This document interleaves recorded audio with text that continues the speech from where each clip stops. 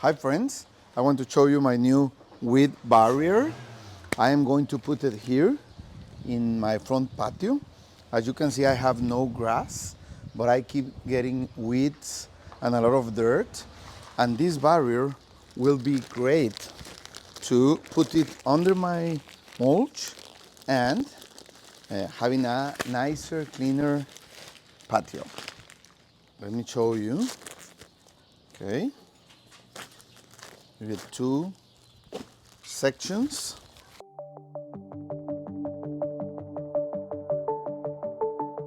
As you can see, it's really large. I'm going to use only one section. Okay, great. So let's install it.